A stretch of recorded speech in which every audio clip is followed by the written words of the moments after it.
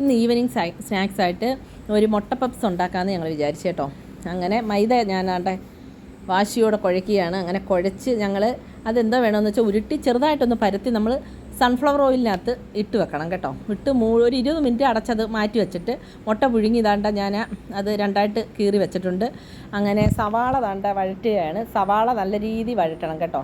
നല്ല രീതിയിൽ വഴറ്റി അതിനകത്ത് ഇച്ചിരി കാശ്മീരി മുളക് പൊടിയും ഇച്ചിരി മഞ്ഞൾപ്പൊടിയും ഇച്ചിരി കുരുമുളക് പൊടിയും ഇച്ചിരി ഗരം മസാലയും ചേർത്ത് ഇച്ചിരി ടൊമാറ്റോ സോസും ചേർത്ത് നമ്മൾ മസാല തയ്യാറാക്കി റെഡിയാക്കി മാറ്റി വെക്കണം കേട്ടോ. അങ്ങനെ അത് മാറ്റി വെച്ച് കഴിഞ്ഞിട്ട് നമ്മൾ ഈ ഇതുണ്ടല്ലോ മൈദ നമ്മൾ ഇതിനകത്ത് ഇട്ടതെടുത്ത് പരത്തണം. നല്ല രീതിയിൽ നീളത്തിൽ നല്ല രീതിയിൽ പരത്തി അത് പിന്നെയും മടക്കണം കേട്ടോ. എന്നിട്ട് പരത്തണം. എന്നിട്ട് അത് പിന്നെ ഒന്നുകൂടെ മടക്കണം. നമ്മൾ എത്രയും മടക്കിടാം അത്രയും നല്ല രീതിയിൽ മടക്കിടാമെങ്കിൽ നമുക്ക് ആ ലെയർ കിട്ടും. അങ്ങനെ മടക്കി ദാണ്ട അതിനകത്ത് മസാലയും വെച്ച് മുട്ടയും വെച്ച് ദാണ്ട ഞാൻ റെഡിയാക്കി വെച്ച് നല്ല യഥാർത്ഥ ഷേപ്പൊന്നും കിട്ടിയില്ലെങ്കിലും കുഴപ്പമില്ല. പിന്നെ 2 മുട്ട പൊട്ടിച്ചൊഴിച്ച് ദാണ്ട അതിനകത്തോട്ട് തൂത്ത് കൊടുക്കണം കേട്ടോ. ഞങ്ങൾ എയർ ഫെയറിലാണ് വെച്ചത്. അങ്ങനെ ദാണ്ട നല്ല രീതിയിൽ സെറ്റായി കേട്ടോ. നല്ല ടേസ്റ്റായിരുന്നു സംഭവം. മസാല സൂപ്പറായിരുന്നു കേട്ടോ. നിങ്ങളെല്ലാം ഉണ്ടാക്കി നോക്കണം. ഓക്കേ.